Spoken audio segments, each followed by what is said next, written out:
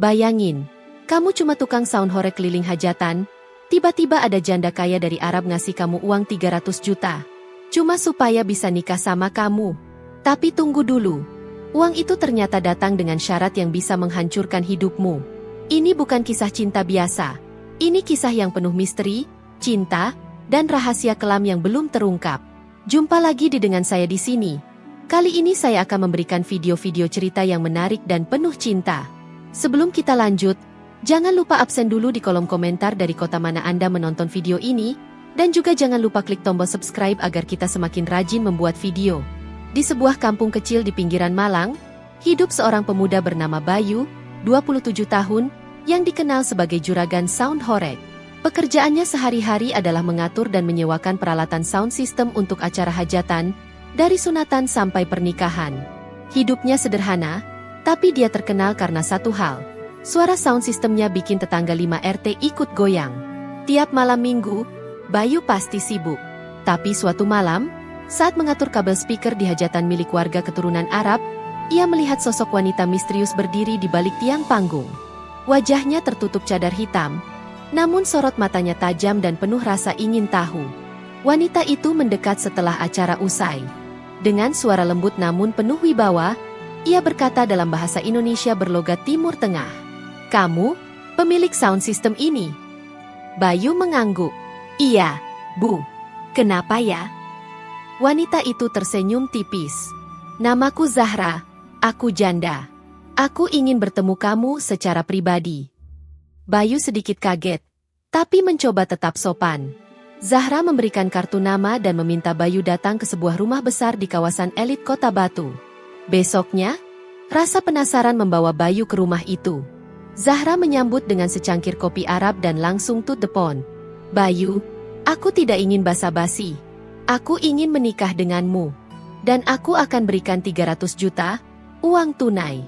Tapi kamu harus setuju satu syaratku." Bayu terdiam. Tangannya gemetar menggenggam cangkir kopi. Uang 300 juta itu bukan jumlah kecil, apalagi bagi tukang sound horeg sepertinya.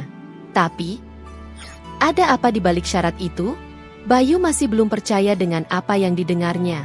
Seorang janda Arab, asing baginya, menawarkan 300 juta rupiah hanya untuk bisa menikah dengannya.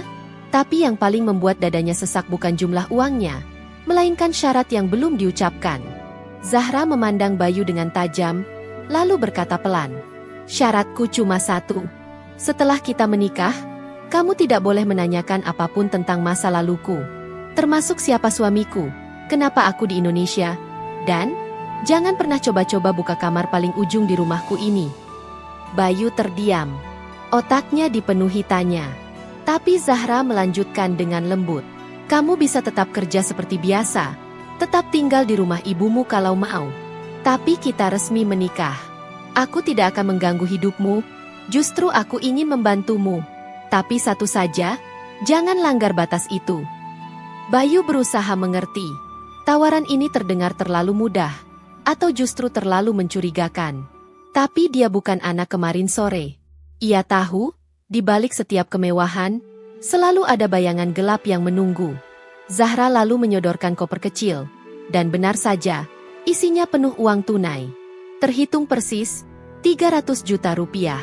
Bayu pulang ke rumahnya malam itu dengan kepala penuh pikiran.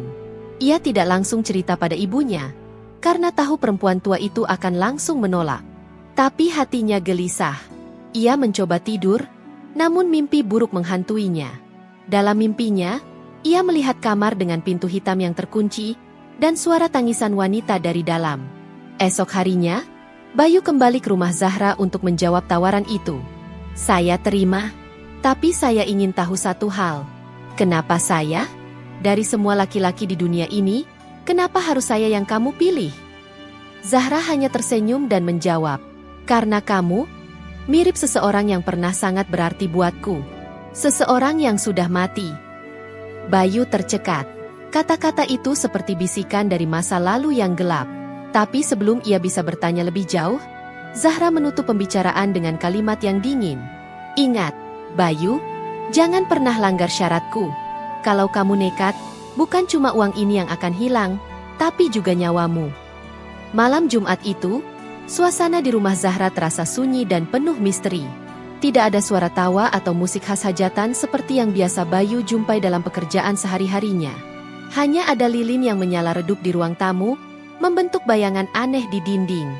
Bayu duduk gugup, mengenakan baju koko sederhana yang dipinjam dari tetangga, sementara Zahra tampil anggun dalam gamis hitam yang membalut tubuhnya dengan sempurna. Wajahnya tertutup cadar, hanya mata tajamnya yang terlihat berkilat menerobos gelap. Pernikahan itu dilangsungkan secara siri oleh seorang penghulu yang datang khusus dari kota lain. Tidak ada saksi selain penghulu dan mereka berdua. Tidak ada pesta atau undangan, hanya doa dan janji yang diucapkan dalam hening malam. Setelah ijab kabul, Zahra menyerahkan sebuah kotak kecil berwarna merah ke tangan Bayu. Ini adalah cincin yang dulu pernah dipakai suamiku. Aku ingin kamu memakainya. Ini bukan cuma simbol, tapi juga peringatan. Jangan pernah lepaskan cincin ini saat kita bersama. Bayu memasang cincin itu di jari manisnya. Berat rasanya, seperti membawa beban yang tak terlihat. Sesaat setelah akad selesai, terdengar suara samar dari lantai atas, seperti langkah kaki berat yang berjalan perlahan. Bayu menatap ke arah tangga, jantungnya berdegup cepat.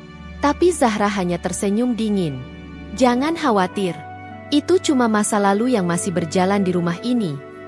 Bayu ingin bertanya lebih banyak, tapi Zahra mengangkat jari seakan memberi peringatan. Ia tahu, bertanya bisa jadi membuka pintu yang lebih gelap. Malam itu, Bayu pulang ke rumahnya dengan perasaan campur aduk. Di balik semua kemewahan yang ditawarkan Zahra, ada sesuatu yang tidak bisa ia jelaskan. Perasaan bahwa hidupnya sudah berubah selamanya. Hari-hari berlalu, tapi rasa penasaran Bayu semakin menjadi-jadi. Satu-satunya batas yang selalu diingatkan Zahra adalah, jangan buka kamar paling ujung. Tapi Bayu tahu, di balik pintu itu ada sesuatu yang sangat penting, yang mungkin bisa menjawab semua teka-teki. Suatu sore, ketika Zahra sedang keluar, Bayu memberanikan diri. Dengan jantung berdebar, ia berjalan menuju kamar ujung itu. Pintu hitam yang selama ini tertutup rapat kini ada di hadapannya. Terasa dingin dan berat saat tangan Bayu menyentuh gagangnya. Dengan perlahan, ia membuka pintu itu, dan yang terlihat di baliknya membuat darahnya membeku. Ruangan kecil itu dipenuhi oleh foto-foto tua, tumpukan surat berbahasa Arab, dan sebuah lemari kaca yang di dalamnya tersimpan sebilah pedang kuno berukir simbol misterius. Di dinding terpajang lukisan seorang pria dengan mata tajam, mirip dengan Bayu, tapi berwajah lebih tua dan penuh luka. Di meja kecil, Bayu menemukan sebuah buku harian dengan sampul kulit lusuh. Tangannya gemetar saat membuka halaman demi halaman, membaca catatan dalam bahasa campuran Arab dan Indonesia. Dari catatan itu, terungkap bahwa pria dalam lukisan adalah suami Zahra yang meninggal dalam sebuah kecelakaan misterius di tanah Arab.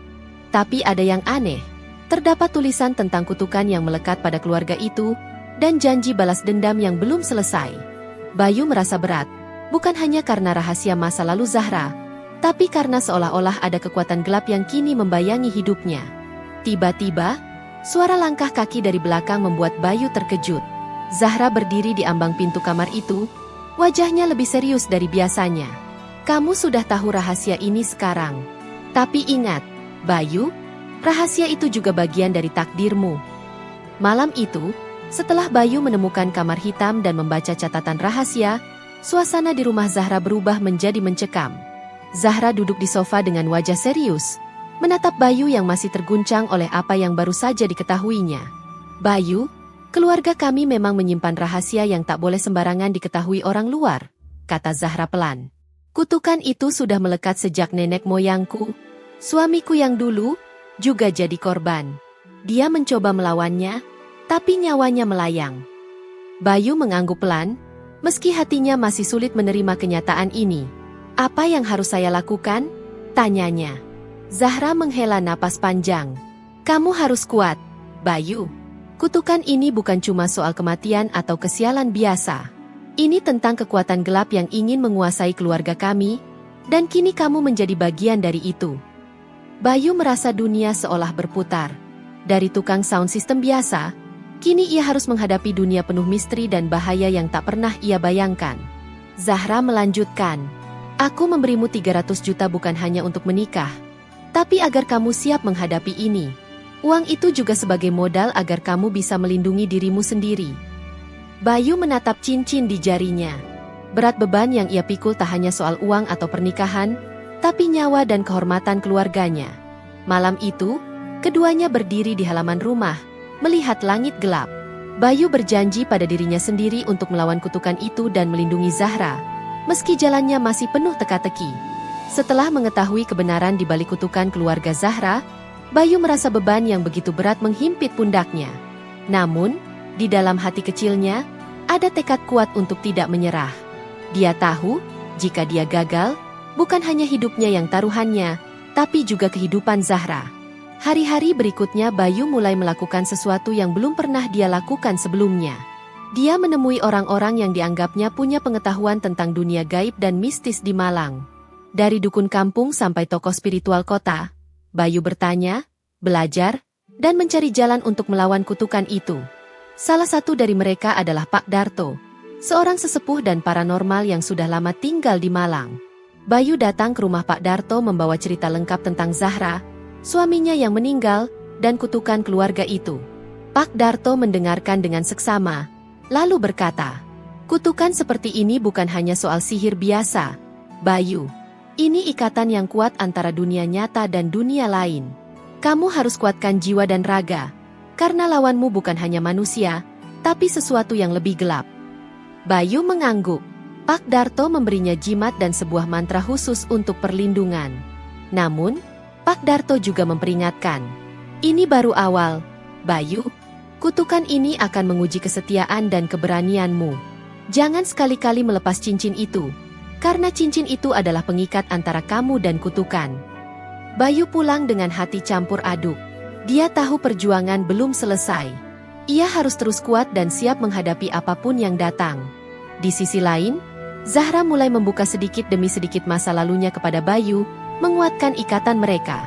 Mereka jadi lebih dari sekadar pasangan yang menikah secara siri, mereka kini berjuang bersama dalam kegelapan. Malam itu, suasana di rumah Zahra kembali dipenuhi oleh ketegangan. Bayu sudah merasakan perubahan aneh dalam tubuh dan pikirannya sejak menerima jimat dari Pak Darto. Namun, hal itu belum cukup untuk mengusir bayangan gelap yang semakin mendekat. Tiba-tiba, suara langkah berat terdengar dari lantai atas. Lampu-lampu redup berkedip-kedip, menciptakan bayangan yang menari-nari di dinding. Dari sudut gelap muncul sosok yang tak terlihat dengan mata telanjang.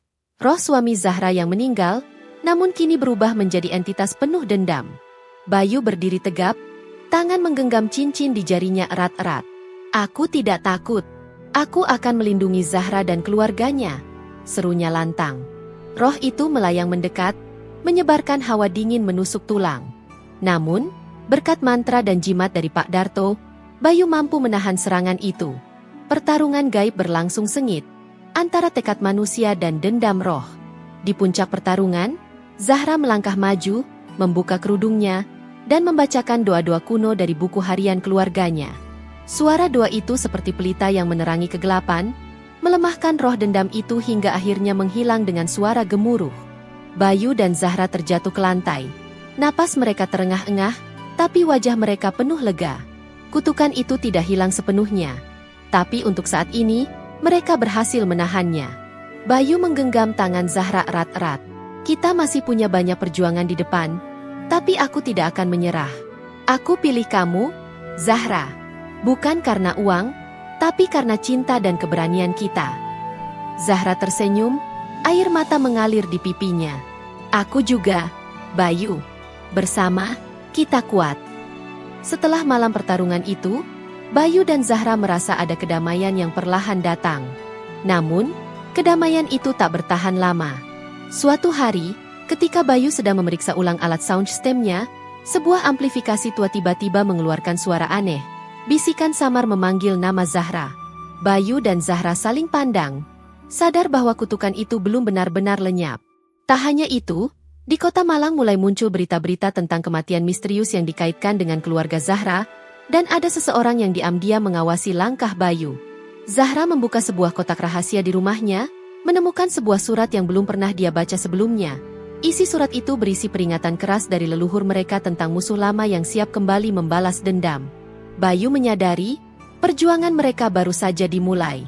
Kali ini, ancaman datang bukan hanya dari roh dendam suami Zahra, tapi juga dari kekuatan gelap lain yang jauh lebih besar dan berbahaya.